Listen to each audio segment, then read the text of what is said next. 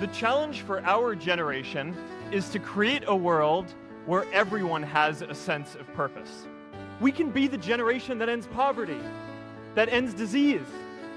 Indwi zibiri zirakwiye ntanzi cigwa c'aba risk takers c'ukuntu umuntu ashobora gufata risk.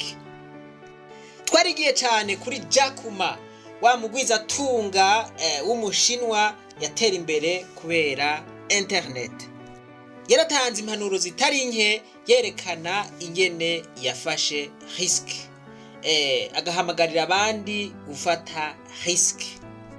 Kuva dutanze iki cigwa hari abaciye bafata risk ubwo nyene, hari n'abandi vyagoye gushika n'ubu batarafata risk. Kirukuri rero nuko abantu bose badashobora gufata risk. Ntibishoboka ivyo kandi ntibizokwigera bishoboka n'umunsi wari. Hazokwama hari abafata risk n'abadafata risk. Nuko nyene bimeze. Hazokwama habatunzi n'abatarabatunzi. Nuko sinzi wavuze ati none kwimana ifise uburyo bwose, ari ifise amahera yose, wari ubutunzi bwose, kubera iki abantu bose itobagira abatunzi? Oya, ntibishoboka. Imana iraha abantu uburenganzira bwo guhitamwo. Voilà. Iyo uhisemwo nabi uja kuvuga ngo yoya ngo je Imana vraiment ngo yarandenganije ukunuku. Oya, wewe niwe wihitiyemo kandi wahisemwo neza canke wahisemwo nabi. Ikirukuri coco nuko hari abantu benshi cane mpereye kuri Jack Ma, hariho n'abandi ba miliyarderi batunze kubera internet. Nababwiye ntebagabo, internet tureke kuza turayikoresha kuri WhatsApp gusa, tuja kuri Facebook, Instagram, tupostinga utufoto, ego navyo nyene birakenewe mugabo turabe n'ukuntu internet twoyivyaza umusaruro itwinjirize, tureke kuguma dukonsoma amayinite gusa canke amamega gusa mugabo idusigira ikintu. Voilà, harababitahuye n'abatabitahuye. Ariko n'umukuru w'igihugu yararusha arabivuga atebaga bizo telefone rega kuzandikisha ngo sheri joteme. Voilà, ati hari ibindi bintu mwoshobora kuzikoresha, ibintu by'akamaro, ibintu by'abantu b'abagabo nyene hariya, ibintu bishobora kubungukira. Amatelefone mufise muyakoreshe, muyakoresha mwandika mu message joteme sheri urihe, aho ajya mamega muyakoresha. Mu majambo make yavuze ati ayo mamega murashobora kuyakoresha ibindi bintu bibungukira. Aka kantu je naragakunze, ubwiye nti basha fata risk. Ayo mahera basi iyumvire yuko yatwaye mu kabare urayahejeje, canke uyahaye umumara yahariya, canke bayakwivye, canke uyabuze ukundi kuntu, uharure yuko atarayi wawe atayufise, uyashire muri ibi bintu urabe yuko bitazogufasha. N'abantu rero bavyumvise nkama baca bariheba bati are homboka, nuyabura nuja kuyanywa mu kabare akarara yahejeje aya madolari 50 turayafashe ko risk. Voilà, tumaze amayinga ngahe abiri. Mwiriwe neza wo muri groupe rero. Asha murabona rero akanoti yuko mpejeje kukabikura. Asha wampaye inka yubaho mutawubaho kabisa. Bavyita ivyunguka rero umwaka wa 2025 ni vyunguka gusa. Urabona yuko akanoti ndagakuyemwo $14.8 ndazikuyeyo kabisa ngayo yanashikiriye muri rimikash. Nari natevye kubabwira kubera amahera atari bwanshikire muri rimikash. None ubu ndibaza namwe nivyo mwibonera. Bo ibi rero on pass je ndababwiye ibintu nta nabi mba ndiko ndabipfuriza. Nkuko twama tuvuga muri kaya kantu twama tuvuga ngo ishure ry'abarundi bose ni ishure ribategurira gusubiza hamwe, kurekuriranira. Voilà, iterambere. Iryo terambere tuba turiko tuvuga ni iryahe? Nuko umuntu yoronka niburi ingene yibeshaho. Mumbabarire sico cigwa cuno munsi, ariko reka tubanze tugire analize ntoya. Navuze yuko ibi bintu bisaba amadolari 50 gusa. aho nyene izi dolari akaba arizo ushira ngaho bakazozigusubiza bagaca baguha ama video 5 uraba buri munsi gushika ku munsi wa gatanu. Nukuvuga ngo nta mahera yagusaba guha utaravye izo video kandi ntabari nini abari utu video tw'imisegonde 33. Ikibazo rero niki umwe wese yiyevariwe harura neza muri zindwi zibiri ama dépense wowe waragize itike wagiriye ko ringana gute, amafaranga wariye angana gute, amafaranga wanyoye mu kabare kajana n'abagenzi kabasororera angana gute. Mbure mwava mwitwaza ngo oya ngo nta n'inzoga ziriho, oya naho zitariho ndazi yuko muraja kuzirondera naho ziba zizimvye mukazigura. Voilà, yumvire amahera woba warakoresheje muri zindwi zibiri gusa baza kuyatora. Dufate yuko muri izo ndwi zibiri nabivuze ufise $50 ugatinya kuyakoresha ivyo narimvuze. Ikibazo ni cakindi wakoresheje angahe, wariyunguruje kandi ubu kwiyunguruza urazi ko bizimvye, waragiye mu kabare unywa amacupa angahe n'inyama petetre akompanyema kumbure urasororera umugenzi ntavyo nzi mugabo hariho amahera wakoresheje mwizo ndwi zibiri. Ayo wakoresheje yose yagiye uko nyene, nukuvuga ngo tinafeke consommer, warakonsomye. Voilà, warasohoye gusa. Reka murabe itandukaniro ry'ufata riske n'udafata riske. Undi nawe yaravuze ati oya jewe ngoma mfate riske, aya madolari yanje 50 ngomba ntubikuwa vubi nemere ndayasonzane ndayafate ko riske. Ejo niyo vyagenda neza ni sawa, bitagenze neza ntaco ndemeye gusiba mu kabare icupa mbaye ndarihagarika. Voilà, bari bansavye ko nja muri rujya rubanza, oya ndabanje kuruhagarika, imanza nzozimara no mu misiza nta probleme. Okay, kwiyunguruza kuva muri ville nja mu Kanyosha mugabo kubera iki kintu ngomba gukora reka ayo nari kugenda ko mu Kanyosha. Voilà, ndayabiki ndayaziganye abe muraya mu Kanyosha naho ngoma ndahaterireke ntagene n'amaguru.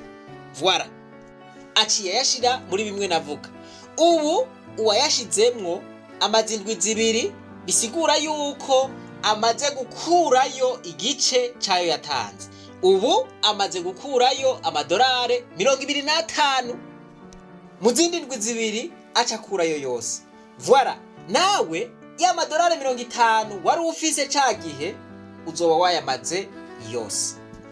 Nukuvuga ngo kuzoba ari ukwezi kose consommation. Undi nawe ukwezi kuraheze za dolari ziwe 50 azifise ngaho.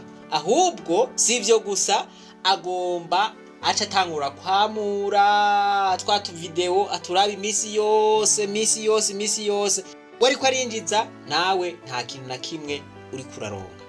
Voilà, rero risque ntiyamifatwa n'abantu bose. Risque gisiguriki, risque nugukora ikintu utagira garanti yuko ico kintu kizoba ciza. Nagomba umwe wese yirabe muri kano kantu acamenya urugero agezako mu gufata riske. Aho umwe wese araza kwibona. Ngoma ndabereka abagabo 5 ni nk'ikirori muca mwibona.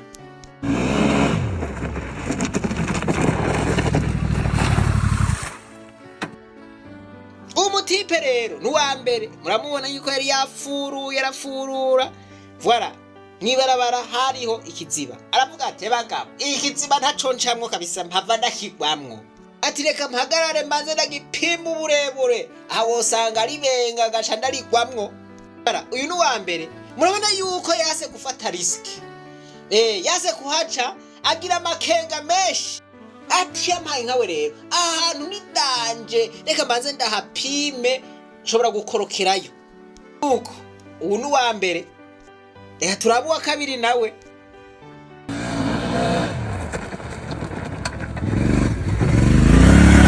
Ugiye kabiri murabona yuko yagize amayeri agakwepa. Yase gufata riske yo guca mu bishanga kumbure yase kwicafuza. hariho abantu bagomba kuguma bari propre batagomba gucafura. Ubu ntaco twamuvugaho kirekire, ariko reka tuje kuwa gatatu.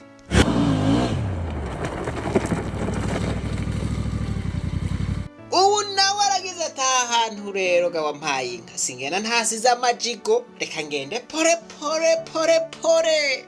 Kenshi nk'ahantu hanyerera canke nk'ahantu habi abanyonga imiduga murabizi, ni vyiza yuko haca uriko wihuta, kuko umaze kugenda buke buke ari ahantu hanyerera urahasigara.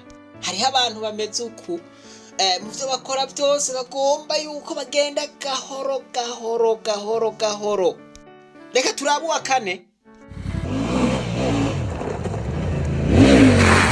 Voilà, uwa kane muramubona n'umupro aje yafuruye aragira ati aha hantu rero naho ho bari harehare gute jewe ndahananga tu. Voilà, kuri tekinike zanje ipine ry'imbere yaridugije agira kujya inyuma gusa. Voilà, ahubwo ngira ngo yagira mu kirere.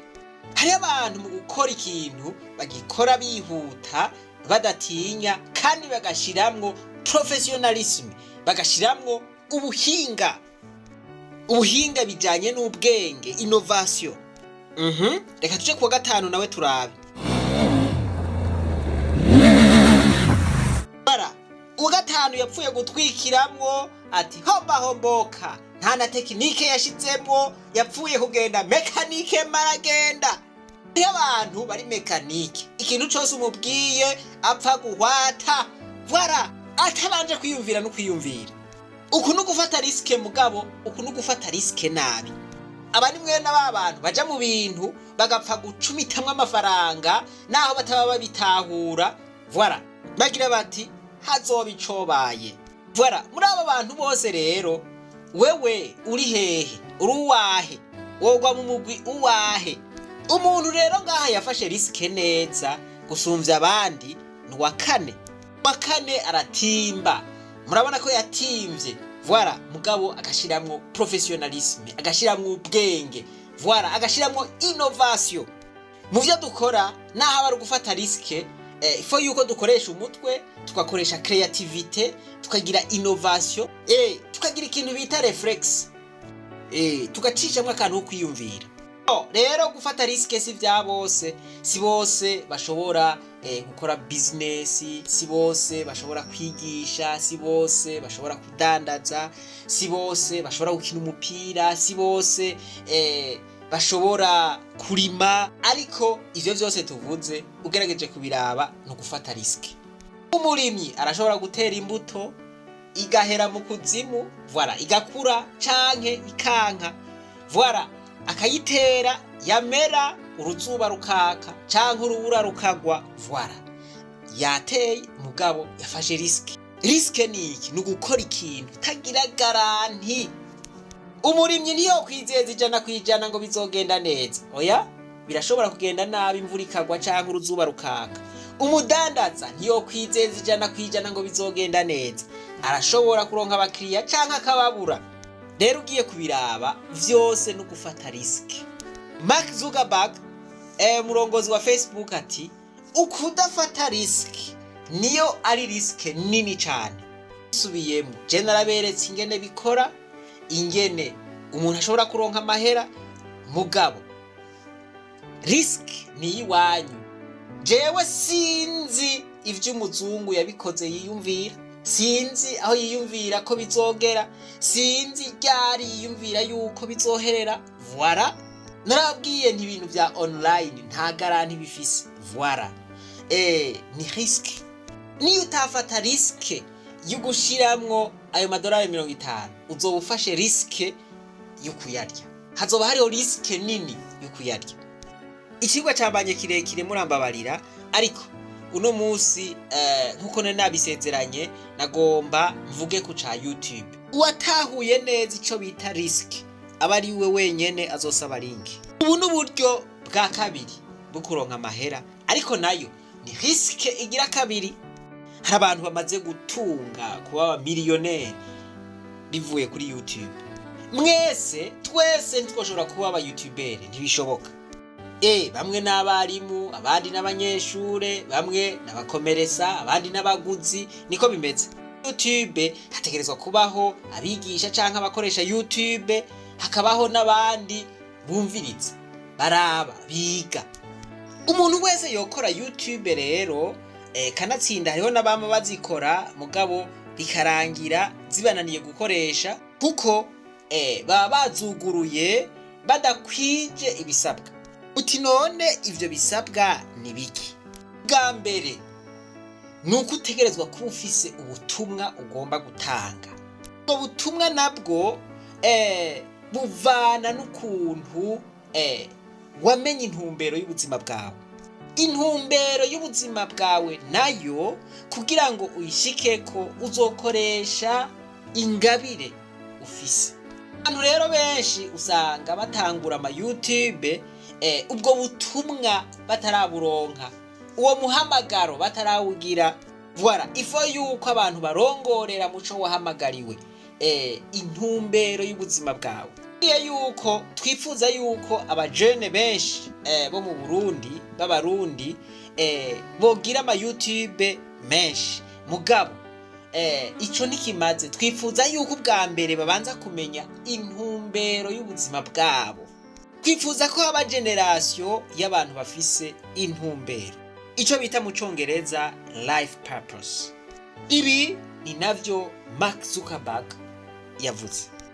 For our society to keep moving forward, we have a generational challenge to not only create new jobs, but create a renewed sense of purpose. Ati muri urunganwe turafise intambamyi. Abantu usanga barondera ubuzi gusa. Ati kuronka ubuzi ni byiza. Ati ariko ni byiza yuko bokora ubuzi bijanye n'intumbero y'ubuzima bwabo. Fo yuko bakora ibikorwa bijanye n'intumbero y'ubuzima bwabo, bijanye n'ivyo baremewe, bijanye n'impano zabo. It's not enough to have that purpose yourself. You also have to create a sense of purpose for others. Ati ntibitosheje kumenya intumbero y'ubuzima bwawe. Ati ni vyiza yuko wofasha abandi kumenya intumbero y'ubuzima bwabo. But be prepared to be misunderstood. Anyone working on a big vision is going to get called crazy, even if you end up right. Ati mu gihe wowe ufise iyerekwa canke indoto nini, itegure kudatahurwa n'abantu. Bazokubwira yuko ivyo bintu bidashoboka ahubwo wowe uri umusazi. Anyone taking initiative will always get criticized for moving too fast because there's always someone who wants to slow you down. Ati mu gihe ugize umugambi wari wo wose ntihazobura abatangura kugukritika ko uri kurihutisha ibintu. Ati witegure ko hama hariho umuntu agomba kugukubita hasi, umuntu atagomba yuko ushobora gushika kwizo ndoto zawe. It is time for our generation defining great works. How about stopping climate change before we destroy the planet and getting millions of people involved? Manufacturing? How about curing all diseases and getting people involved by asking volunteers to share their health data, track their health data, and share their genomes? You know, today, our society spends more than 50 times as much treating people who are sick as we invest in finding cures so people don't get sick in the first place. It makes no sense. Aravuga ati iki ni gihe cyuko generation yacu ikora ibikorwa bikomeye. Ati mbega nta kuntu twokwiyumvira gukingira ibidukikije imbere yuko bidusambukirako. Ibi bintu bigakorwamwo n'abantu benshi. Nta kuntu hoboneka abahingura, nta kuntu hoboneka abakingira ingwara imbere yuko abantu bagwara. Ati kubona ingwara zidusarana tukaza kuzivura ziya zaradusinzikaje. Ati ni vyiza ko hoboneka abantu bamenye ubwenge bwo kuzikingira. Modernizing democracy so everyone can vote online. Ati nta kuntu two modernize vya demokarasi abantu bagatorera online, bagatorera kuri internet mu matora. And how about personalizing education so everyone can learn? Ati nta kuntu twokora ivy'indero umuntu wese agashobora kwiga. These achievements are all within our reach. Let's do them all in a way that gives everyone in our society a role. Let's do big things, not just to create progress, but to create purpose. ati umuntu wese mu kibano canke muri societe arafise uruhara rwiwe. Ati reka dukora ibintu binini tutiyumvira ivy'iterambere gusa ariko twiyumvire cane ku ntumbero y'ubuzima bwacu. Voilà, iri jambo reka ndarifatire ko mu guhimpanura abantu bifuza gutanguza imbuga za YouTube. Ntimwiyumvire cane ivy'amahera ko muzoronka amahera kuri YouTube, arakenewe nivyo. Mugabo iyumvire gutanguza YouTube mufatiye ku ntumbero y'ubuzima bwanyu. Ni cyahe kibazo ugomba gutangira inyishu. Ibyo rero ugomba gukora bifatanye n'ibiri muri wewe, bifatanye na ya mpano yawe ufise. Umuntu wese nawe arafise impano. Ibi ni wamara kubitora neza, YouTube yawe ntawe utazoyiraba, naho utazoduhamagara tuzoza tuyirabe kuko uzoba uriko uratanga ivyo dukeneye. May the source of strength, who's blessed the ones before us, help us find the courage to make our lives a blessing. I hope you find the courage to make your life a blessing. Ati reka Imana soko y'ingufu zose yo yahezagiye abatwitangiye imbere idufashe kuba umugisha w'abandi. Ati ndizera yuko mugiye kugira umwete uguhindura ubuzima bwanyu umugisha w'abandi. Okay, reka nanje ndangirize kuri iri jambo. Wewe ugomba gutangura YouTube. Mugenzi, iyumvire kubera abandi umugisha. Niyo wiyumvira kubera abandi umugisha, nawe munyuma uzoronka umugisha. Ibi murumva yuko bihura n'irya jambo rya Zig Ziglar hamwe yavuga ati niwafasha abandi gushika kuco bipfuza, munyuma nawe uzoshika kuco wifuza. Reka ugendere kuri ivyo hanyuma utangure urubuga. Nimwakenera yuko tubafasha tuzobafasha, tubereke ababibakorera. Nababwiye yuko abo tuzoba turi kumwe mu rugendo tuzobafasha no kugira promotion kugira ngo bashobore kuronka ama subscribers canke amasabone. Muvyo twifuza yuko ururunganwe rukora ibijanye n'intumbero y'ubuzima bwabo. Turahimiriza n'abantu bagomba gushika mu karuhuko k'izabukuru, ko mu gihe baba bafise ivyo boshobora kubwira abandi, mu gihe baba bafise ukuntu bashobora kubera umugisha abandi, voilà, boshobora gutanguza za YouTube. YouTube irashobora kugufasha kuzobaho ubuzima bw'inyuma y'akazi utagifise ka kazi, igufashe kubaho, igufashe kubandanya ubaho. Ibi bintu ntimubifate mineneko. Nuko rero Imana nibahezagire mwese, reka twibandanirize rwa rugendo rwacu maze tugaruze umunezero Satani yatunyaze. Umuntu atarashika mu ishure ry'abarundi bose turamuhaye kazi. Dutegerezwa kuba urunganwe rufise intumbero y'ubuzima.